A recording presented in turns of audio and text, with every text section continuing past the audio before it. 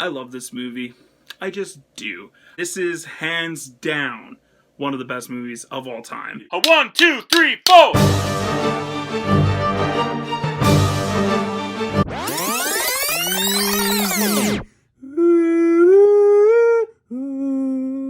People always say, like, what's your favorite movie? And I hate that question because there's so many. Like, how do you choose? It's like trying to choose between, your favorite child. I always defer to Gladiator as my go-to. If I'm like, I can't come up with an answer right now, Gladiator. It's kind of the one that's just always stuck around. It has always been on the forefront of my mind when it comes to great cinema and movies since it first came out in 2000.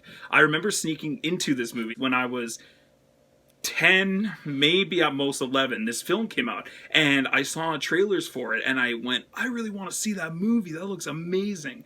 And of course, it's rated R, and I couldn't get in. So we had a movie theater that was really close to my house growing up, only about 10 minutes away. So I remember I snuck in to see some kids film or something, and then I bought the ticket for that movie, and when I was supposed to go into theater, I went to Theater 5 when I saw Gladiator. I was like, screw you guys. It was the first R-rated film that I snuck into. I remember very vividly having a very visceral reaction, probably for one of the first times in a movie.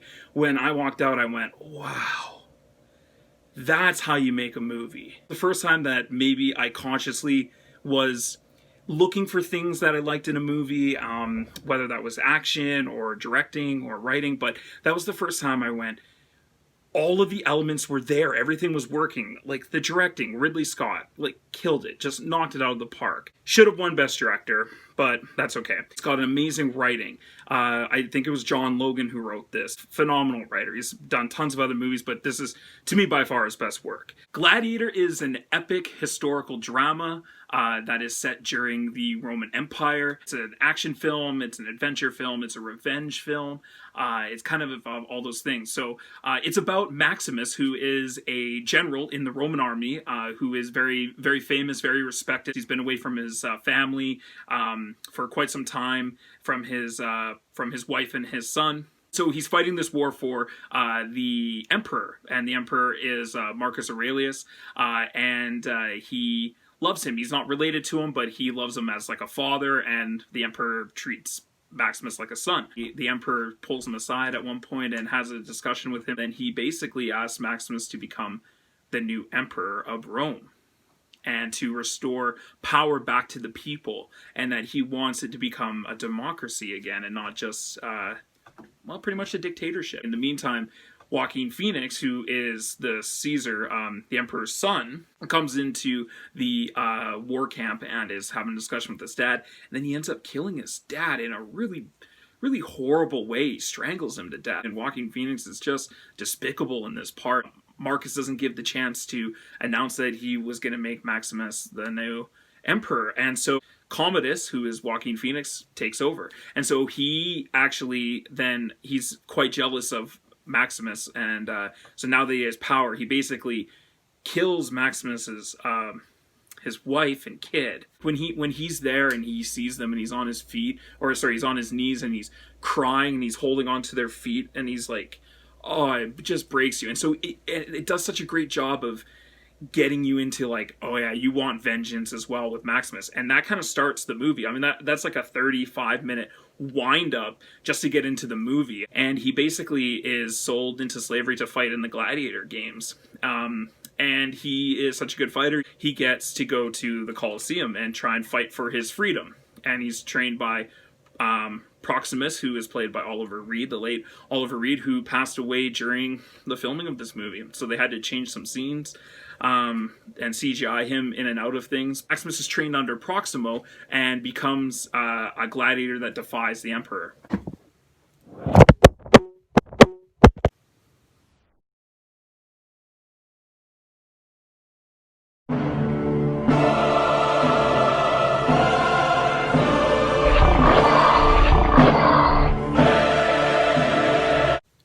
John Logan did such a great job with this film.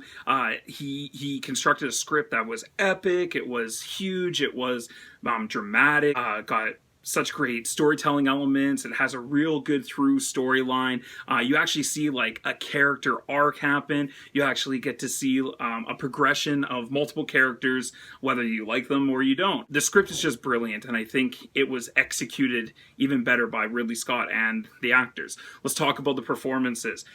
Russell Crowe, incredible. This for sure his best work. I can't see another film that really beats this. He probably rivals close with like A Beautiful Mind or maybe even The Nice Guys, but to me, he'll always be Maximus. And rightfully so. And he won an Oscar for Best Actor for this, deserved. And he was fantastic. And the other person who was just as equally on par, as brilliant as he was, it was Joaquin Phoenix. The first time I think I'd ever seen Joaquin Phoenix in a movie, and I remember like hating the Emperor, like wanting him to die, like being like, please let this man get his comeuppance, die. A spoiled child, who becomes Emperor, who becomes the king of the free world, basically. Which it's not a free world, I guess, because it's an emperor, and Joaquin Phoenix plays that line so well of like, you see that he's like a sniveling coward, but he's smart and he plays the game so well. He's like King Joffrey in Game of Thrones. You're just, oh, die. And when he, spoilers, finally does, it is all that more satisfying. And it's done very beautifully.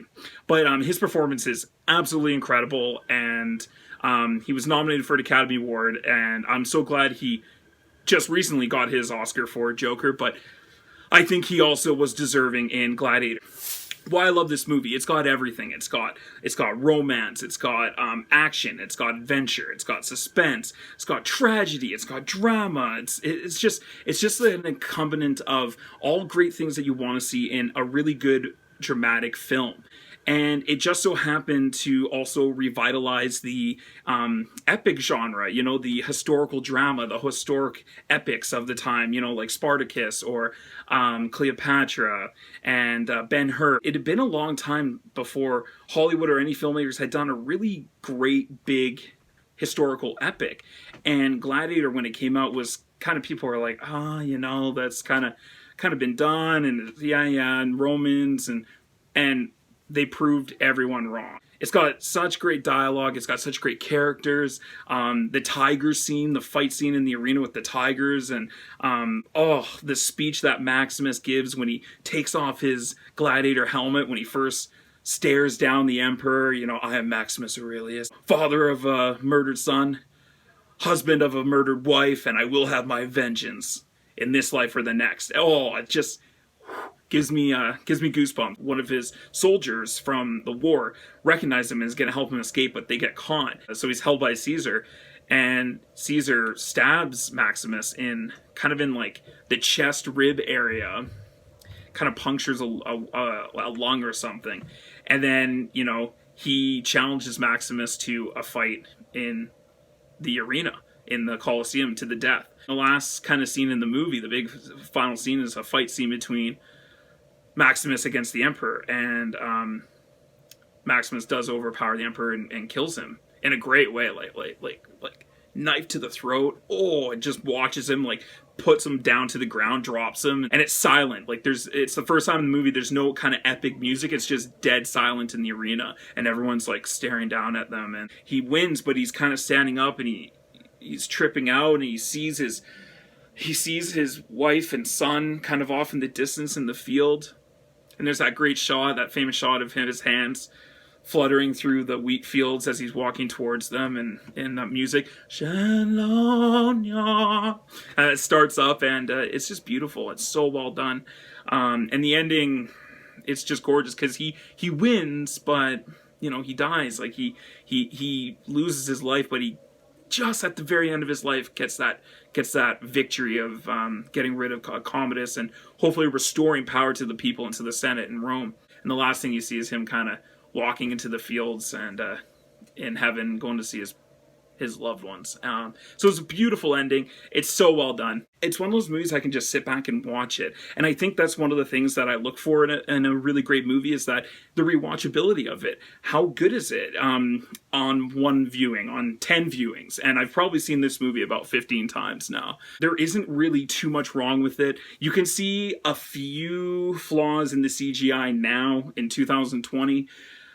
But at the time, it was epic. The costume design, the set pieces, the how they reconstructed the Colosseum. And I've been to the Colosseum myself twice now, and been under where the gladiators were, and on the field of battle, and got to look in the actual Colosseum and be there where they fought, where they held the animals in the cages down below, and the elevators that would bring up all the gladiators and all the animals and stuff that would be brought into the arena. The chariot races and fights that would happen. It was so cool to actually be there and then to see the movie. And last year, my wife and I went to Italy, her and I together for the first time, and we went into that arena, and it brings tears to my eyes, and I don't know, I'm an emotional geek, but it just makes me so happy to be in there. And how well they reconstructed the Colosseum in that movie was unbelievable. Besides that, there are a few CGI things in there that are a little weak. You know, it came out in 2000, but if you can get past that stuff and enjoy the film for what it is, it's unreal. It's got some of the best fight scenes. It's got a couple of great war scenes in it, like at the beginning when they're fighting the Germanians, and some wonderful dialogue, some epic lines. I highly recommend this movie. I couldn't be more in love with this film if someone paid me. I'm the biggest ambassador of this movie. I think it gets overlooked a lot. I know it's in like the top 100 movies of all time, but I think a lot of people don't give it enough credit for what it was and what it is. Even though it was nominated for a buttload of Academy Awards, and it won a few, even including Best Picture.